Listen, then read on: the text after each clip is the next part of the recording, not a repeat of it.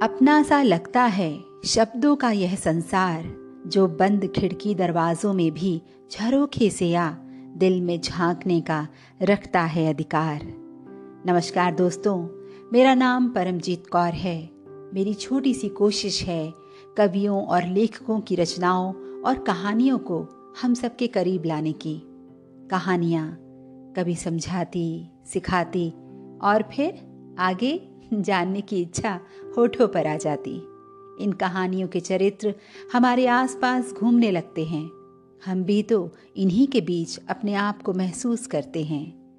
कहानियों की श्रृंखला में आज मैं आपको सुनाऊंगी प्रसिद्ध लेखिका उषा प्रेमवदा जी की लिखी कहानी वापसी। इस कहानी में गजाधर बाबू के रूप में नौकरी से सेवानिवृत्त होकर घर लौटे पुरुष मन की व्यथा का चित्रण किया है। आइए सुनते हैं। गजाधर बाबू ने कमरे में जमा सामान पर एक नजर दौड़ाई। 2 बक्स, डोलची, बाल्टी। यह डब्बा कैसा है गणेशी? उन्होंने पूछा।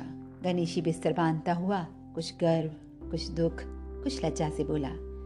घरवाली ने साथ में कुछ बेसन के लड्डू रख दिए हैं, कहा बाबूजी को पसंद थे। अब कहाँ हम गरीब लोग आपकी कुछ खातिर कर पाएंगे।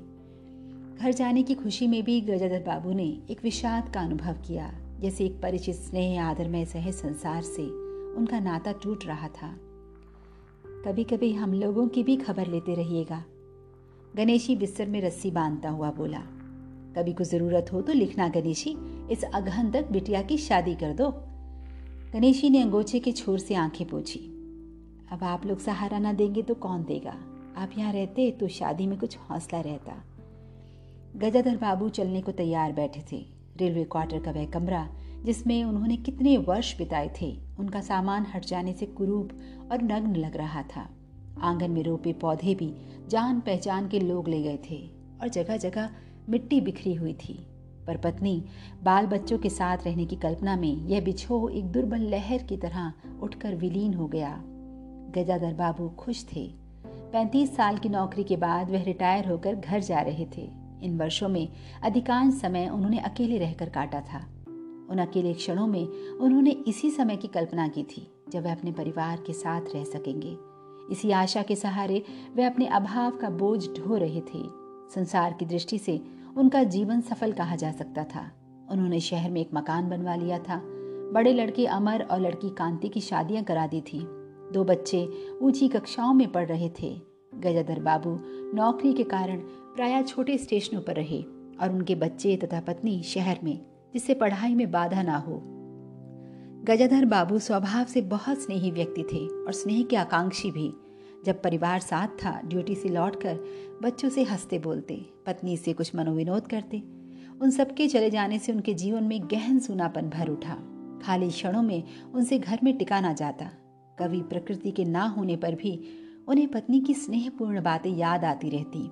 दोपहर में गर्मी होने पर भी 2 बजे तक आग जलाई रहती और उनके स्टेशन से वापस आने पर गर्म गर्म रोटियां सेकती। उनके खा चुकने और मना करने पर भी थोड़ा सा कुछ और थाली में परोस ही देती और बड़े प्यार से आग्रह करती। जब वह थके हारे बाहर से आते तो उनकी आहट पावे रसोई के द्वार पर निकल आती और उनकी सलज्ज आंखें मुस्कुरा उठती। गजाधर बाबू को तब हर छोटी बात भी याद आती और उदास हो उठते।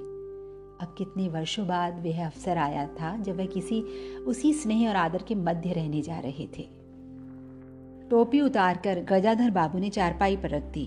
जूते खोलकर नीचे खिसका दिए। अंदर से रह रहकर कहकहों की आवाज आ रही थी। इतवार का दिन था।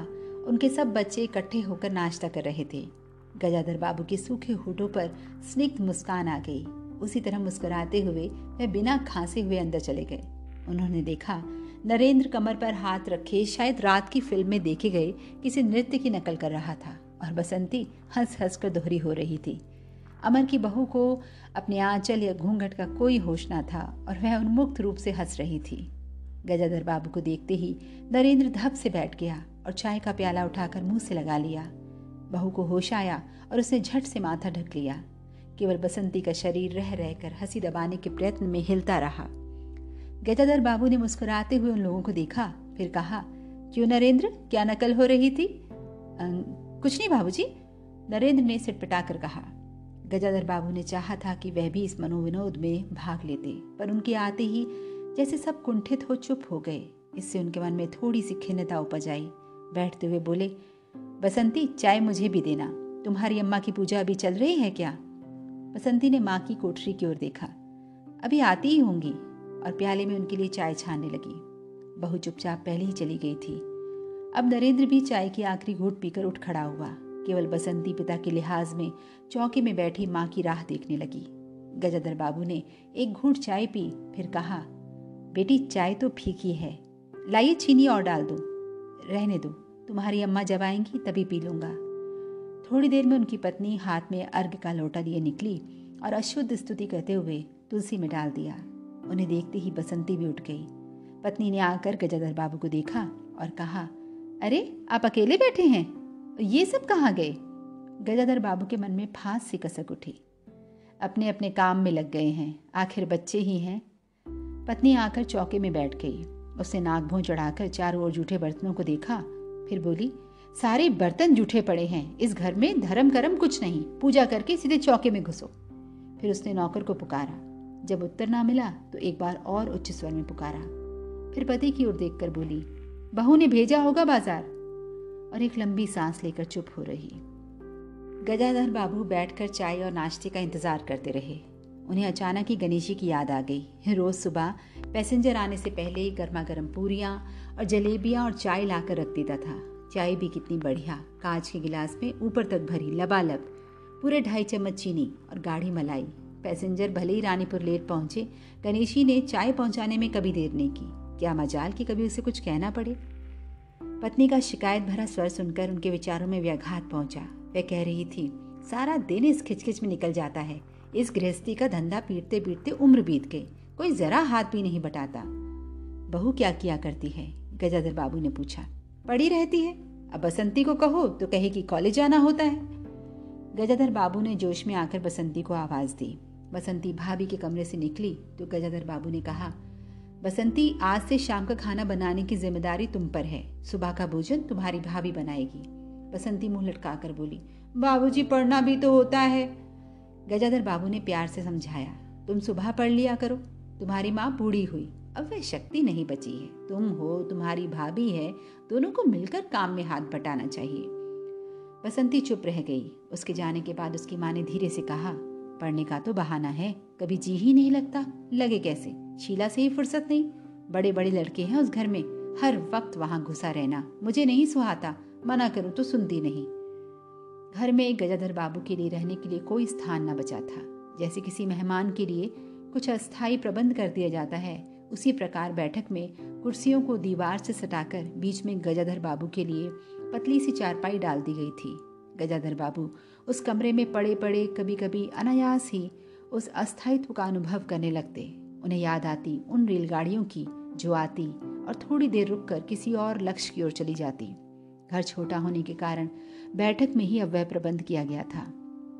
उनकी पत्नी के पास अंदर एक छोटा कमरा अवश्य था, पर वह एक ओर अचारों के मर्तबान, दाल चावल के कनस्तर और घी के डिब्बों से घिरा था, और दूसरी ओर पुरानी रजाइयाँ दरियों में लिपटी और रस्सी से बंधी रखी थी। उनके पास एक बड़े से टीन के बक्स में घर भर के गर्म कपड़े थे। बीच में एक अलगनी बंधी हुई थी जिस पर प्रायः बसंती के कपड़े लापरवाही से पड़े रहते थे। वे अक्सर उस कमरे में नहीं जाते थे। घर का दूसरा कमरा अमर और उसकी बहू के पास था। तीसरा कमरा जो सामने की ओर था, बैठक था। गजाधर बाबू के आने से पहले उसमें अमर के ससुराल से आया बेंत का 3 कुर्सियों का सेट पड़ा था। कुर्सियों पर नीली गद्दियां और बहू के हाथों के कड़े कुशन थे। जब कभी उनकी पत्नी को कोई लंबी शिकायत करनी होती तो अपनी चटाई बैठक में डाल पड़ जाती थी। वह एक दिन चटाई लेकर आ गई तो गजाधर बाबू ने घर गृहस्थी की बातें छेड़ी। वे घर का रवैया देख रहे थे। बहुत हल्के से उन्होंने कहा, अब हाथ में पैसा कम रहेगा, कुछ खर्चा कम करना चाहिए। सभी खर्च तो वाजिब वाजिब हैं, न मन का पहना न ओढ़ा। गजाधर बाबू ने आहत विस्मित दृष्टि से पत्नी को देखा। उनसे अपनी हैसियत छिपी न थी। उनकी पत्नी तंगी का अनुभव कर उसका उल्लेख करती, यह स्वाभाविक था, लेकिन उनमें सहानुभूति का पूर्ण अभाव गजाधर बाबू को बहुत खटका। उनसे राय बात की जाती कि प्रबंध कैसे हो तो उन्हें चिंता कम, संतोष अधिक होता, लेकिन उनसे तो केवल शिकायत की जाती थी, जैसे परिवार की सब परेशानियों के लिए वही जिम्मेदार थे। तुम्हें कमी किस बात की है अमर की माँ? घर में बहू है, लड़के बच्चे हैं, सिर्फ रुपयों से ही आदमी अमीर नहीं होता। गजाधर बाबू ने कहा और कहने के साथ ही अनुभव किया, यह उनकी आंतरिक अभिव्यक्ति थी, ऐसी कि उनकी पत्नी नहीं समझ सकती। हाँ, बड़ा सुख है ना बहू से, आज रसोई करने गई है, देखो क्या होता है, कहकर पत्नी ने आंखें मूंदी और सो गई। गजाधर बाबू बैठे हुए पत्नी को देखते रह गए। यही थी क्या उनकी पत्नी, जिसके हाथों के कोमल स्पर्श, जिसकी मुस्कान की याद में उन्होंने संपूर्ण जीवन काट दिया था। उन्हें लगा कि वह लावण्यमय युवती जीवन की राह में कहीं खो गई है और उसकी जगह आज जो स्त्री है वह उनके मन और प्राणों के लिए नितांत अपरिचिता है। गाढ़ी नींद में डूबी उनकी पत्नी का भारी शरीर बहुत बेडोल और कुरूप लग रहा था, श्रीहीन और रूखा था। गजाधर बाबू देर तक निस्वंग दृष्टि से पत्नी को देखते रहे और फिर लेटकर छत की ओर ताकने लगे। अंदर कुछ गिरा और उनकी पत्नी हड़बड़ा कर उठ बैठी। लो, बिल्ली ने कुछ गिरा दिया शायद, और कहकर अंदर भागी। थोड़ी देर में लौट कर आई तो उनका मुंह फूला हुआ था। देखा बहू को, चौका खुला छोड़ आई, बिल्ली ने दाल की पतीली गिरा दी, सभी खाने को है, अब क्या सिखाऊंगी। वह सांस लेने को रुकी और बोली, एक तरकारी और 4 पराठे बनाने में सारा डिब्बा घी उड़ेल कर रख दिया, जरा सा दर्द नहीं, कमाने वाला हाथ तोड़े और यहाँ चीजें लुटे। मुझे तो मालूम था कि यह सब काम किसी के बस का नहीं है। गजाधर बाबू को लगा कि पत्नी कुछ और बोलेंगी तो उनके कान झंझना उठेंगे। ओंठ भींच करवट लेकर उन्होंने पत्नी की ओर से पीठ कर ली। रात का भोजन बसंती ने जानबूझकर ऐसा बनाया था कि कौर तक निगला ना जा सके। गजाधर बाबू चुपचाप खाकर उठ गए, पर नरेंद्र थाली सरकाकर उठ खड़ा हुआ और बोला, मैं ऐसा खाना नहीं खा सकता। बसंती तो न कर बोली, तो ना खाओ, कौन तुम्हारी खुशामद कर रहा है? तुमसे खाना बनाने को किसने कहा था? नरेंद्र चिल्लाया। बाबूजी ने। बाबूजी को बैठे बैठे यही सोचता है। बसंती को उठाकर मां ने नरेंद्र को मनाया और अपने हाथ से कुछ बनाकर खिलाया। गजाधर बाबू ने बाद में पत्नी से कहा, इतनी बड़ी लड़की हो गई है, उसे खाना बनाने तक का शौर नहीं आया। अरे आता सब कुछ है, करना नहीं चाहती, पत्नी ने उत्तर दिया। अगली शाम माँ को रसोई में देख कपड़े बदलकर बसंती बाहर आई तो बैठक में गजाधर बाबू ने टोक दिया, कहाँ जा रही हो? पड़ोस में शीला के घर, बसंती ने कहा। कोई जरूरत नहीं, अंदर जाकर पढ़ो, गजाधर बाबू ने कड़े स्वर में कहा। कुछ देर अनिश्चित खड़े रहकर बसंती अंदर चली गई। गजाधर बाबू शाम को रोज टहलने चले जाते थे। लौट कर आए तो पत्नी ने कहा, क्या कह दिया बसंती से? शाम से मुंह लपेटे पड़ी है, खाना भी नहीं खाया। गजाधर बाबू खिन्न हो आए। पत्नी की बात का उन्होंने उत्तर नहीं दिया। उन्होंने मन में निश्चय कर लिया कि बसंती की शादी जल्दी ही कर देनी है। उस दिन के बाद बसंती पिता से बची बची रहने लगी। जाना होता तो पीछे से जाती। गजाधर बाबू ने 2-1 बार पत्नी से पूछा तो उत्तर मिला, रूठी हुई है। गजाधर बाबू को और रोष हुआ, लड़की के इतने मिजाज, जाने को रोक दिया तो पिता से बोलेगी नहीं। फिर उनकी पत्नी ने ही सूचना दी, अमर अलग होने की सोच रहा है। क्यों? गजाधर बाबू ने चकित होकर पूछा। पत्नी ने साफ साफ उत्तर नहीं दिया। अमर और उसकी बहू की शिकायतें बहुत थी। उनका कहना था कि गजाधर बाबू हमेशा बैठक में ही पड़े रहते हैं, कोई आने जाने वाला हो तो कहीं बिठाने की जगह नहीं। अमर को अब भी वह छोटा सा समझते थे और मौके बेमौके टोक देते थे। बहू को काम करना पड़ता था और सास जब तब फूहड़पन पर ताने देती रहती थी। हमारे आने के पहले भी कभी ऐसी बात हुई थी? गजाधर बाबू ने पूछा। पत्नी ने सिर हिलाकर जताया, नहीं, पहले अमर घर का मालिक बनकर रहता था, बहू को कोई रोक टोक ना थी। अमर के दोस्तों का प्रायः यही अड्डा जमा रहता था और अंदर से चाय नाश्ता तैयार होकर आता था। बसंती को भी वही अच्छा लगता था। गजाधर बाबू ने बहुत धीरे से कहा, अमर से कहो जल्दबाजी की कोई जरूरत नहीं है। अगले दिन सुबह घूमकर लौटे तो उन्होंने पाया कि बैठक में उनकी चारपाई नहीं है।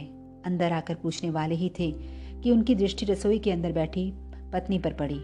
उन्होंने यह कहने को मुंह खोला कि बहू कहाँ है, पर कुछ याद कर चुप हो गए। पत्नी की कोठरी में झांका तो अचार, रजाइयों और कनस्तरों के मध्य अपनी चारपाई लगी पाई। गजाधर बाबू ने कोट उतारा और कहीं टांगने के लिए दीवार पर नजर दौड़ाई, फिर उस पर मोड़कर अलगनी के कुछ कपड़े खिसकाकर एक किनारे टांग दिया। कुछ खाए बिना ही अपनी चारपाई पर लेट गए। कुछ भी हो, तन आखिरकार बूढ़ा ही था। सुबह शाम कुछ देर टहलने अवश्य चले जाते, पर आते आते थक उठते थे। गजाधर बाबू को अपना बड़ा सा खुला हुआ क्वार्टर याद आ गया। निश्चित जीवन, सुबह पैसेंजर ट्रेन आने पर स्टेशन पर की चहल पहल, चिरपरिचित चेहरे और पटरी पर रेल के पहियों की खटखट जो उनके लिए मधुर संगीत की तरह थी। तूफान और डाक गाड़ी के इंजनों की चिंगाड़ उनकी अकेली रातों की साथी थी। सेठ रामजीमल की मिल के कुछ लोग कभी कभी पास आ बैठते, वह उनका दायरा था, वही उनके साथी। वह जीवन अब उन्हें खोई विधि सा प्रतीत हुआ। उन्हें लगा कि वह जिंदगी द्वारा ठगे गए हैं। उन्होंने जो कुछ चाहा उसमें से उन्हें एक बूंद भी ना मिली। लेटे हुए वह घर के अंदर से आती विविध स्वरों को सुनते रहे। बहू और सास की छोटी सी झड़प, बाल्टी पर खुले नल की आवाज़, रसोई के बर्तनों की खटपट और उसी में गौरैया का वार्तालाप। और अचानक ही उन्होंने निश्चय कर लिया कि अब घर की किसी बात में दखल ना देंगे। यदि गृह स्वामी के लिए पूरे घर में एक चारपाई की जगह यही है तो यहीं पड़े रहेंगे। अगर कहीं और डाल दी गई तो वहाँ चले जाएंगे। यदि बच्चों के जीवन में उनके लिए कहीं स्थान नहीं तो अपने ही घर में परदेसी की तरह पड़े रहेंगे। और उस दिन के बाद सचमुच गजाधर बाबू कुछ नहीं बोले। नरेंद्र मांगने आया तो उसे बिना कारण पूछे रुपए दे दिए। बसंती काफ़ी अंधेरा हो जाने के बाद भी पड़ोस में रही तो भी उन्होंने कुछ नहीं कहा। पर उन्हें सबसे बड़ा गम यह था कि उनकी पत्नी ने भी उनमें कुछ परिवर्तन लक्ष्य नहीं किया। वह मन ही मन कितना भार ढो रहे थे।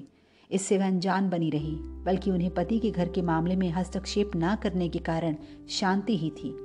कभी कभी कह भी उठती, ठीक ही है, आप बीच में ना पड़ा कीजिए, बच्चे बड़े हो गए हैं, हमारा जो कर्तव्य था कर रहे हैं, पढ़ा रहे हैं, शादी कर देंगे। सर बाबू ने आहत दृष्टि से पत्नी को देखा। उन्होंने अनुभव किया कि वह पत्नी व बच्चों के लिए केवल धनोपार्जन के निमित्त मात्र हैं। जिस व्यक्ति के अस्तित्व से पत्नी मांग में सिंदूर डालने की अधिकारी है, समाज में उसकी प्रतिष्ठा है, उसके सामने वह 2 वक्त का भोजन की थाली रख देने से सारे कर्तव्य से छुट्टी पा जाती है। वह घी और चीनी के डब्बों में इतनी रमी हुई है कि अब वही उसकी संपूर्ण दुनिया बन गई है। गजाधर बाबू उनके जीवन के केंद्र नहीं हो सकते। उन्हें तो अब बेटी की शादी के लिए भी उत्साह बुझ गया। किसी बात में हस्तक्षेप ना करने के निश्चय के बाद भी उनका अस्तित्व उस वातावरण का एक भाग ना बन सका। उनकी उपस्थिति उस घर में ऐसी असंगत लगने लगी थी जैसे सजी हुई बैठक में उनकी चारपाई थी। उनकी सारी खुशी एक गहरी उदासीनता में डूब गई। इतने सब निश्चयों के बावजूद भी गजाधर बाबू एक दिन बीच में दखल दे बैठे। पत्नी स्वभाव अनुसार नौकर की शिकायत कर रही थी, कितना कामचोर है, बाजार की हर चीज में पैसा बनाता है, खाना खाने बैठता है तो खाता ही चला जाता है। गजाधर बाबू को बराबर यह महसूस होता रहता था कि उनके रहन सहन और खर्च उनकी हैसियत से कहीं ज्यादा हैं। पत्नी की बात सुनकर लगा कि नौकर का खर्च बिल्कुल बेकार है, छोटा मोटा काम है, घर में 3 मर्द हैं, कोई ना कोई कर ही देगा। उन्होंने उसी दिन नौकर का हिसाब कर दिया। अमर दफ्तर से आया तो नौकर को पुकारने लगा। अमर की बहू बोली, बाबूजी ने नौकर छुड़ा दिया है। क्यों? कहते हैं खर्च बहुत है। यह वार्तालाप बहुत सीधा सा था, पर जिस टोन में बहू बोली गजाधर बाबू को खटक गया। उस दिन जी भारी होने के कारण गजाधर बाबू टहलने नहीं गए थे। आलस्य में उठकर बत्ती भी नहीं जलाई। इस बात से बेखबर नरेंद्र माँ से कहने लगा, अम्मा तुम बाबूजी से कहती क्यों नहीं? बैठे बिठाए कुछ नहीं तो नौकरी छुड़ा दिया। अगर बाबूजी यह समझे कि मैं साइकिल पर गेहूं रख आटा पिसाने जाऊंगा तो मुझसे यह नहीं होगा। हाँ अम्मा, बसंती का स्वर था, मैं कॉलेज भी जाऊं और लौट कर घर में झाड़ू भी लगाऊं, यह मेरे बस की बात नहीं है। बूढ़े आदमी हैं, चुपचाप पड़े रहें, हर चीज में दखल क्यों देते हैं? अमर भुनभुनाया। पत्नी ने बड़े व्यंग्य से कहा, और कुछ नहीं सूझा तो तुम्हारी बहू को ही चौके में भेज दिया। वह गई तो 15 दिन का राशन 5 दिन में बनाकर रख दिया। बहू कुछ कहे इससे पहले वह चौके में घुस गई। कुछ देर में अपनी कोठरी में आई और बिजली जलाई तो गजाधर बाबू को लेटे देख बड़ी सिटपिटाई। गजाधर बाबू की मुख मुद्रा से वह उनके भावों का अनुमान न लगा सकी। वह चुप, आंखें बंद किए लेटे रहे। गजाधर बाबू चिट्ठी हाथ में लिए अंदर आए और पत्नी को पुकारा। वह भीगे हाथ लिए निकली और आंचल से पोंछती हुई पास आ खड़ी हुई। गजाधर बाबू ने बिना किसी भूमिका के कहा, मुझे सेठ रामजीमल की चीनी मिल में नौकरी मिल गई है। खाली बैठे रहने से तो 4 पैसे घर में आए, वही अच्छा है। उन्होंने तो पहले ही कहा था, मैंने मना कर दिया था। फिर कुछ रुककर जैसे बुझी हुई आग में एक चिंगारी चमक उठे। उन्होंने धीमे स्वर में कहा, मैंने सोचा था बरसों तुम सबसे अलग रहने के बाद अवकाश पाकर परिवार के साथ रहूंगा। खैर परसों जाना है, तुम भी चलोगी? मैं? पत्नी ने सक पका कर कहा, मैं चलूंगी तो यहाँ क्या होगा? इतनी बड़ी गृहस्थी, फिर सियानी लड़की। बात बीच में काट कर गजाधर बाबू ने हताश स्वर में कहा, ठीक है तुम यही रहो, मैंने तो ऐसे ही कहा था, और गहरे मौन में डूब गए। नरेंद्र ने बड़ी तत्परता से बिस्तर बांधा, रिक्शा बुला लाया। गजाधर बाबू का टीन का बक्स और पतला सा बिस्तर उस पर रख दिया गया। नाश्ते के लिए लड्डू और मठरी की डलिया हाथ में लिए गजाधर बाबू रिक्शे में बैठ गए। एक दृष्टि उन्होंने अपने परिवार पर डाली, फिर दूसरी ओर देखने लगे और रिक्शा चल पड़ा। उनके जाने के बाद सब अंदर लौट आए। बहू ने अमर से पूछा, सिनेमा चलिएगा ना? बसंती ने उछल कर कहा, भैया हमें भी। गजाधर बाबू की पत्नी सीधी चौके में चली गई। बची हुई मठरियों को कटोरदान में रखकर अपने कमरे में लाई और कनस्तरों के पास रख दिया। फिर बाहर जाकर कहा, अरे नरेंद्र, बाबूजी की चारपाई कमरे से निकाल दे, उसमें चलने तक की जगह नहीं है। दोस्तों, यह थी जीवन के महत्वपूर्ण बिंदुओं पर प्रश्न करती कहानी। आपको मेरा यह प्रयास कैसा लगा? कृपया इस चैनल को सब्सक्राइब कर अपने सुझाव कमेंट सेक्शन पे जरूर दीजिएगा, ताकि आगे भी ऐसी ही कहानियाँ आपके साथ साझा कर सकूं। धन्यवाद।